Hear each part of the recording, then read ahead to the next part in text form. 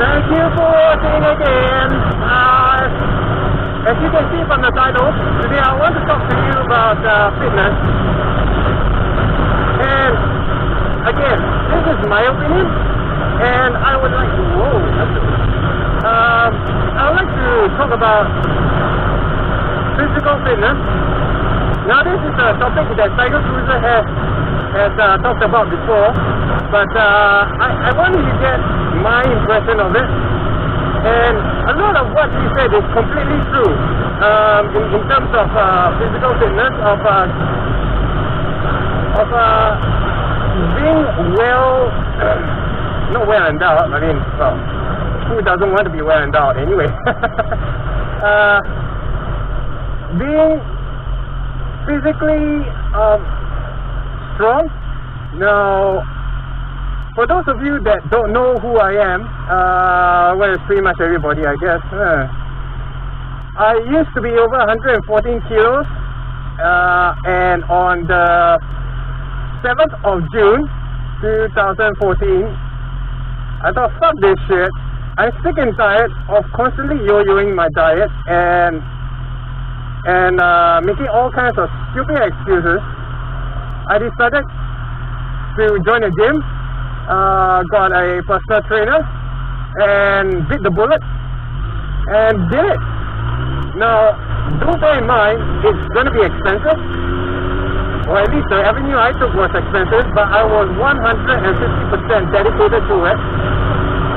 And so, fast forward from there, or to make a long story short, I have achieved my goal on the 18th of March 2015. So that's been about 8 months. I've lost 46 kilos, and my goal since then was to try and bulk up. Now that is another story which is irrelevant, but the main focus here is getting fit. Now, it's true that when you lose the weight, you will be, your cardio will, your blood circulation will be a lot better, your breathing is a lot better, your frame of mind is a hell of a lot better, and also, you know, when you develop muscles, it protects your bones. And that is true. All that is true. But the only thing which I personally find which was a big difference is that even if you do come to a situation where you crash, alright, your physical ability will help you recover a lot faster, will help you heal a lot faster, and that's all to do with your physical fitness. Now, why do I say that? It's because when you physically fit, all the things that you've done to that point where you have the accident or injury, you have things like your diet, your cardiovascularity, what do we call that?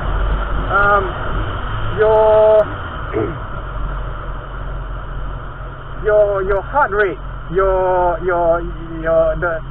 the flow of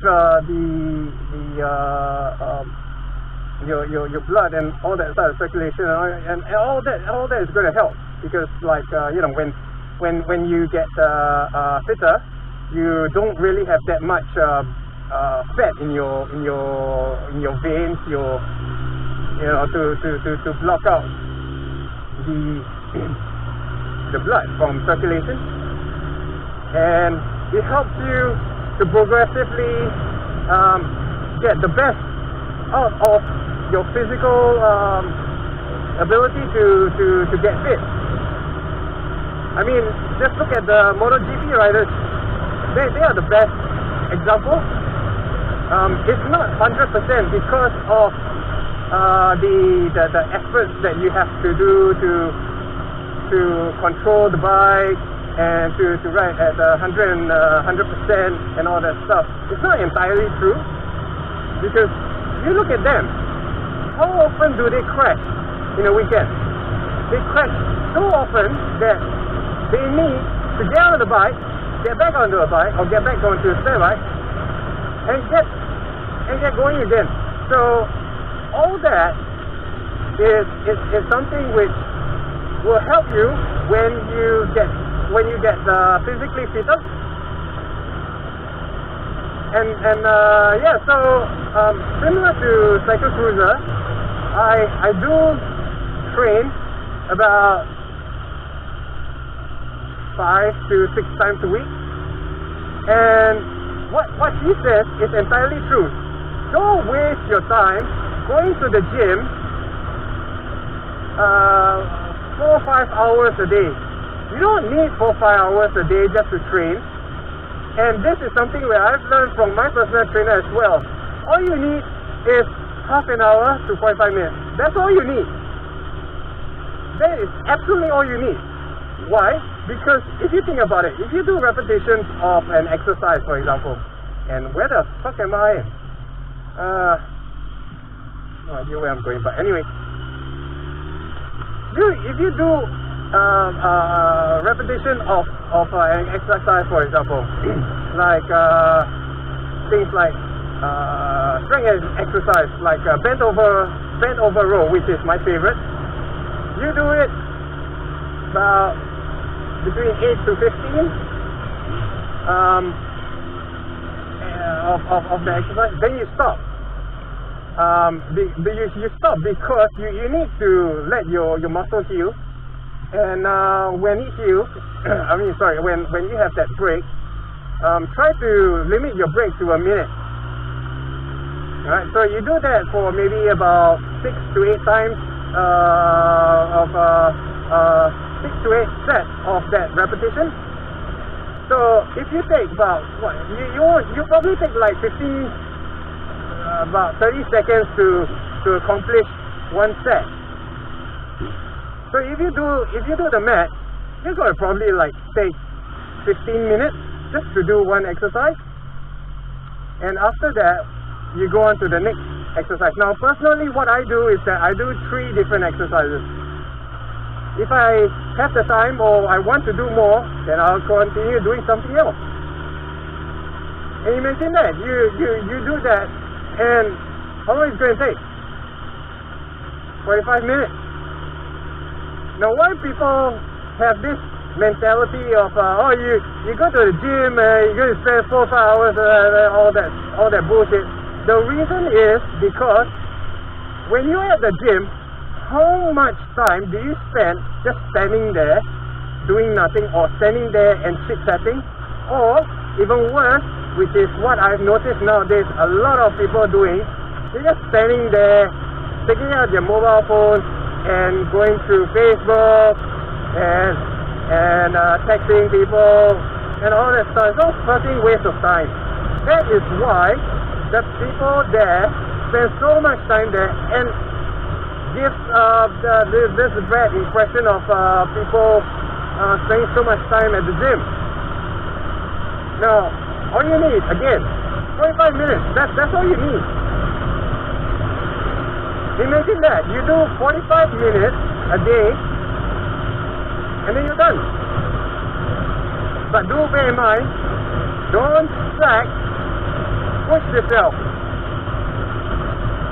Now, as far as protein shakes are concerned, I do take protein shakes. Now, the reason for that is because protein is the main source of which muscles repair themselves. Now, every single time you push yourself doing exercises, your muscle fiber will break. It's part and parcel of human life. Don't freaking freak out about it. It's just part and parcel of human life. Alright, so if it breaks, that is when your muscle will heal and grow stronger. It's normal. So that is why people take protein to help build or help repair the muscle. And you don't have to spend hundreds of dollars on protein. You can easily nourish yourself protein with chicken, with pork, with fish, and change up your diet for now and then. And also, the other thing, very, very important, is that carbs are not your enemy. They are your best friend. It's just there's so much hype about misunderstanding about carbs. Now, the problem with carbs is that people associate carbs only because carbs are the main reason why people need to reduce fat to lose weight. Fat is the enemy, not carbs. Then again, also, even if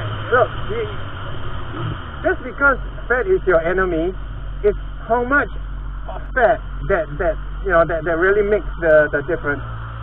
We all have to have fat in our body. We just have to, because fat is the I don't know how you call it, but basically you need that to sustain your cardiovascularity and you just have to have that. There's no such thing as 0% fat. Nobody in the world has 0% fat.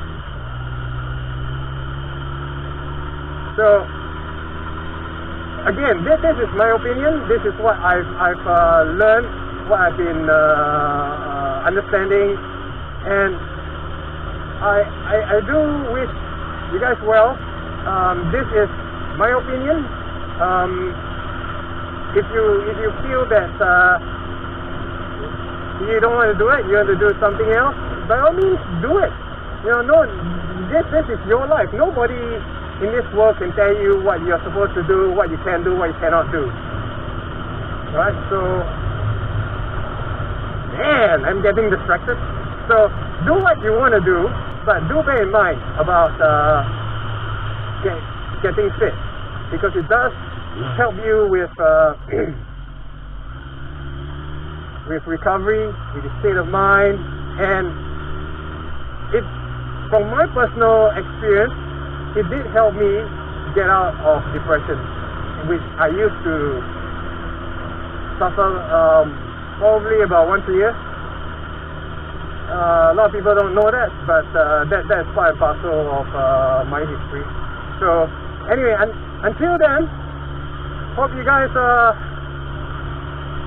click on the subscribe button and like this video if you do like it, and see you soon.